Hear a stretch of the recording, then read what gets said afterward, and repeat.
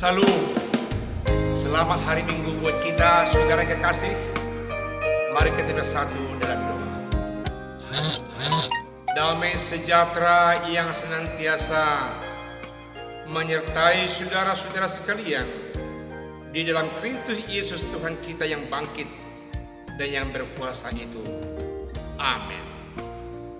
Firman Tuhan buat kita di minggu hari ini, Minggu tanggal 6 September 2020. Minggu ini minggu ke-13 setelah Trinitatis. Adapun tema khotbah kita pada hari ini adalah manusia tidak untuk diperjualbelikan.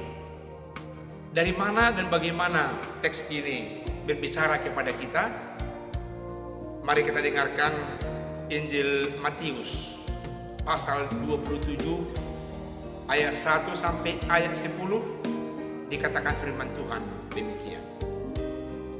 Yesus diserahkan kepada Pilatus, kematian Yudas.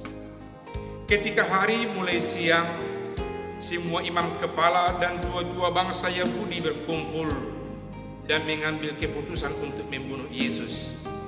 Mereka membelenggu dia, lalu membawanya dan menyerahkannya kepada Pilatus, wali negeri itu. Pada waktu Yudas yang menyerahkan dia melihat bahwa Yesus telah dijatuhi hukuman mati, menyesallah ia. Lalu ia mengembalikan uang yang 30 perak itu kepada imam-imam kepala dan tua-tua dan berkata, "Aku telah berdosa karena menyerahkan darah orang yang tidak bersalah."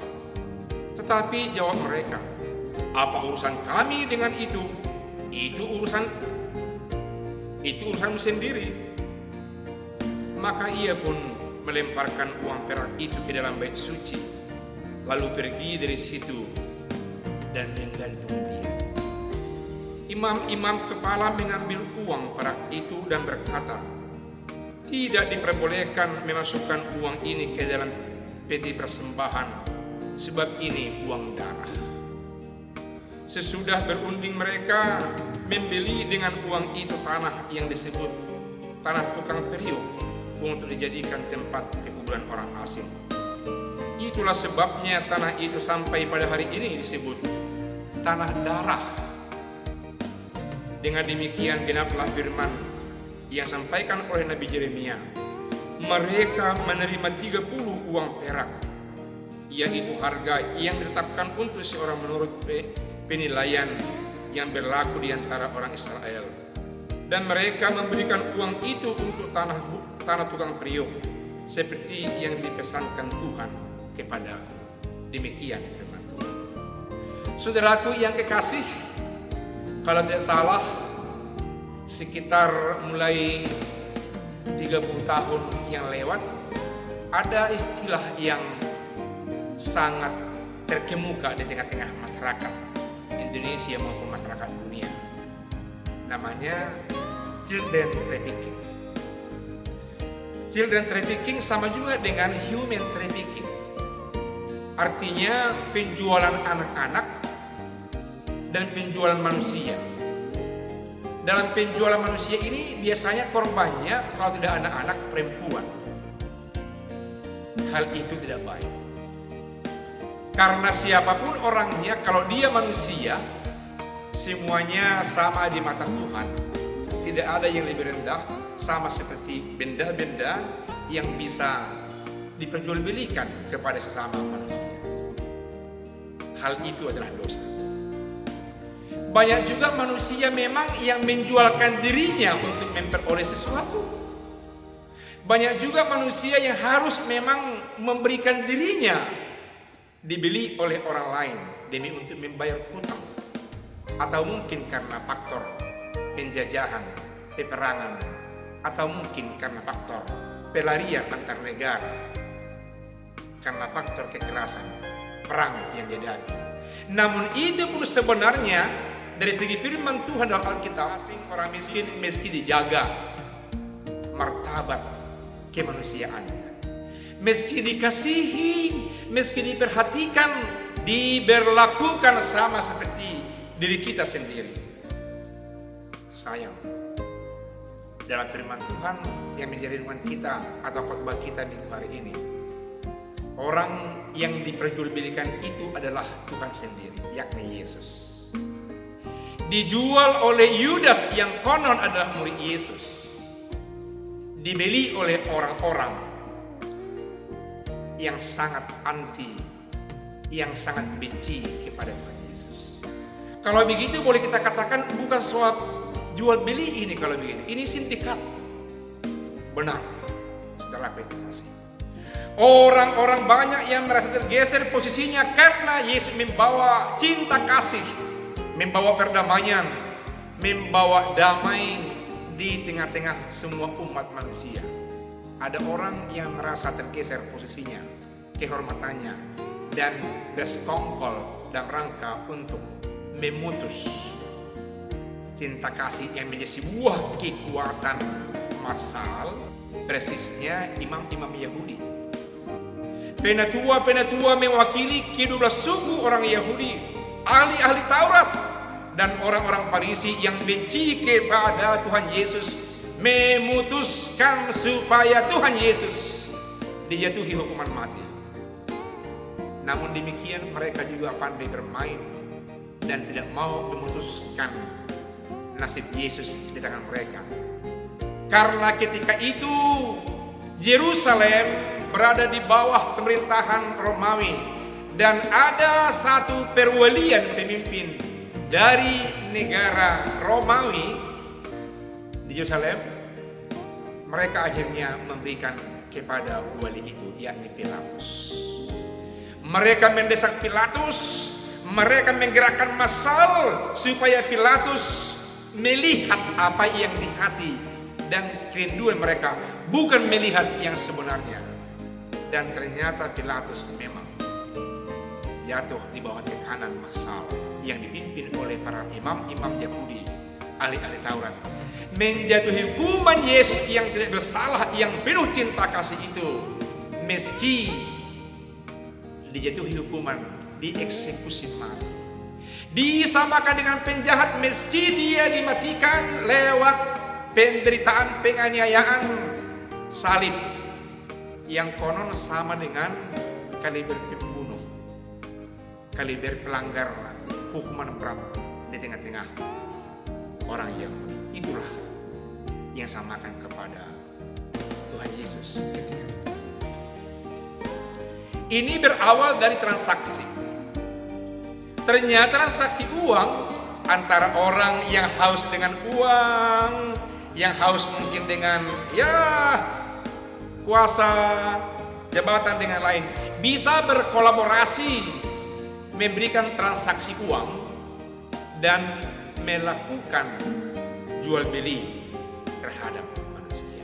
Itulah Yesus bersama dengan Yudas muridnya. Yudas menjual Yesus sebanyak 30 sikal.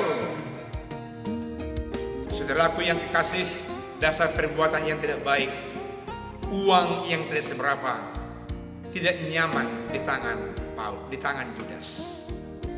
Uang yang sebanyak itu tidak membuat dia sejahtera.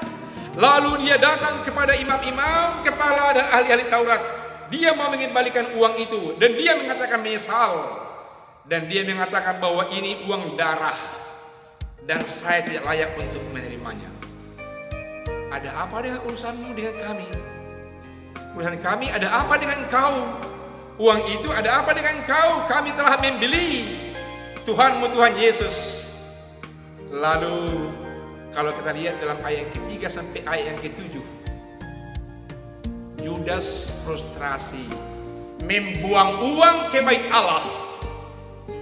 Lalu dia pergi dan dia mengakhiri hidupnya dengan menggantungkan diri. Orang yang serakah dengan uang sampai membuat transaksi nyawa orang, nyawa Tuhannya, tidak memiliki kedamaian hati.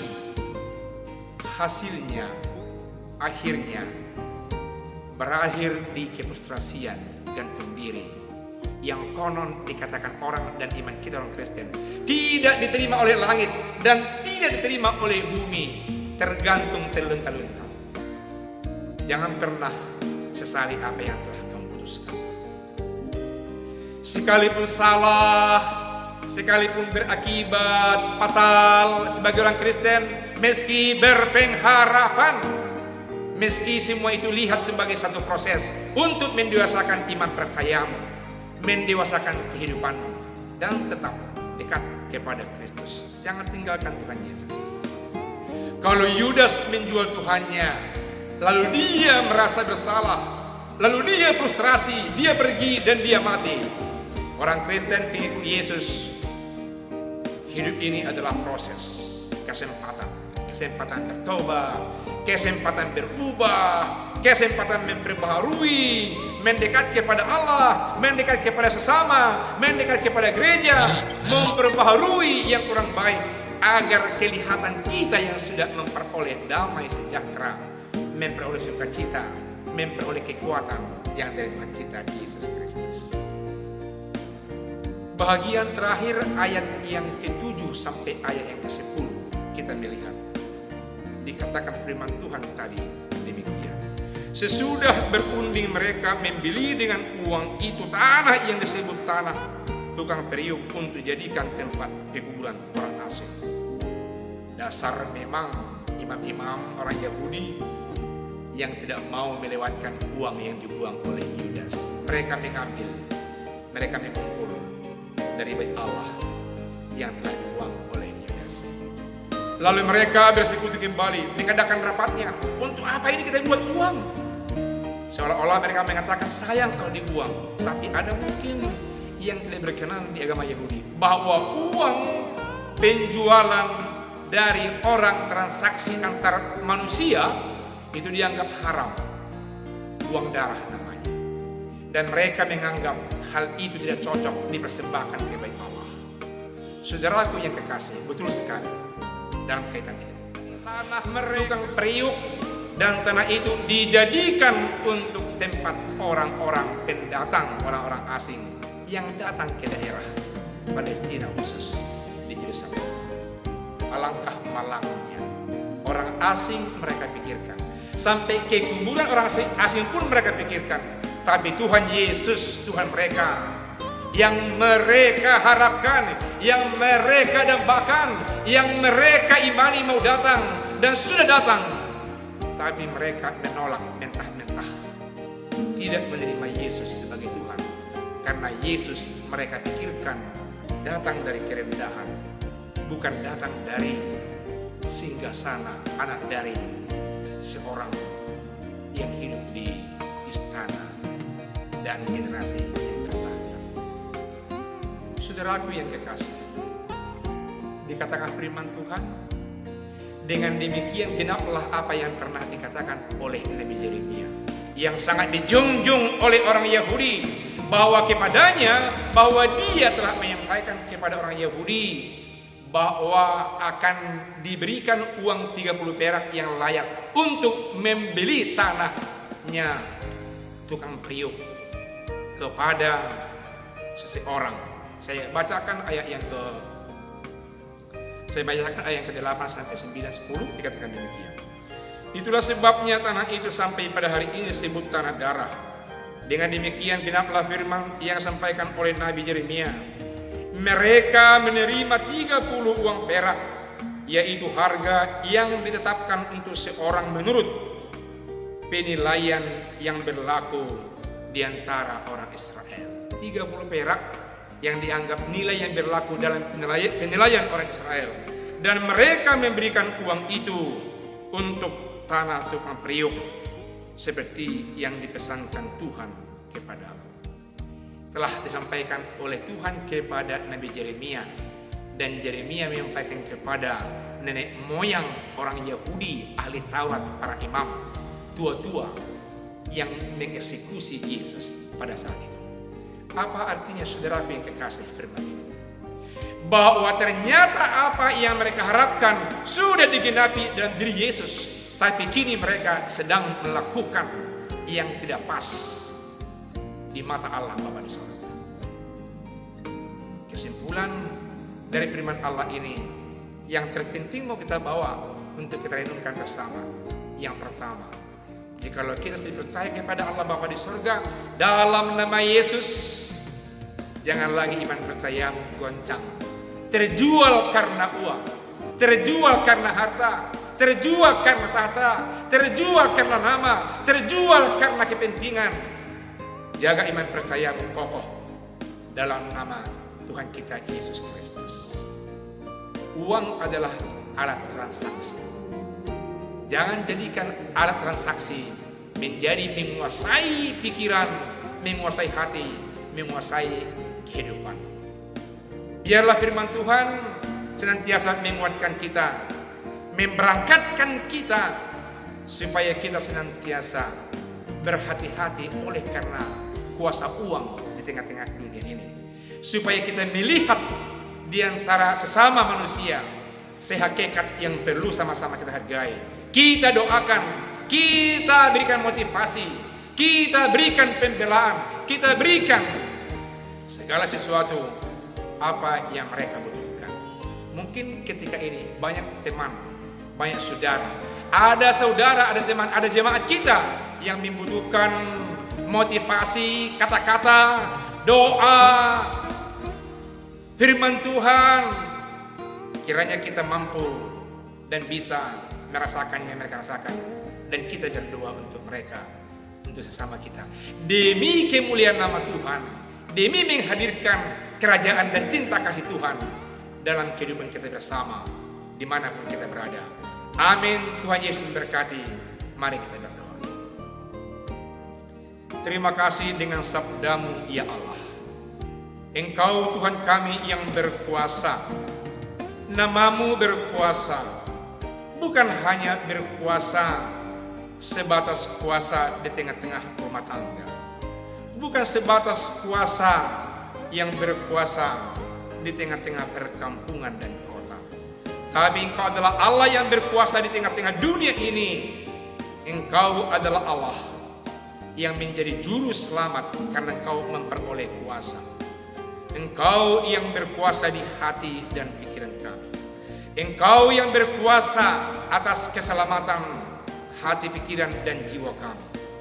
Kuasailah hati yang gundah, kuasailah pikiran yang sedang kacau, kuasailah tubuh yang sedang diganggu oleh penyakit yang ada di tengah-tengah dunia ini. Sembuhkan dengan kuat kuasa-Mu Tuhan. Engkau hadirkanlah tanda ajaib-Mu dengan kuat kuasa-Mu, dengan namamu yang sungguh-sungguh berkuasa itu, agar Engkau semakin dipuji, agar namamu semakin dahsyat, agar namamu semakin luar biasa di tengah-tengah kehidupan kami. Mari Bapa di sorga, jamahlah saudara-saudara kami yang mungkin berada di rumah, berada di kota, di kampung, di desa, di hutan, di rumah sakit, yang sedang sakit. Engkau jamah, Engkau sembuhkan Tuhan. Kuat kuasa-Mu senantiasa menyertai mereka. Dalam nama Yesus kami telah berdoa.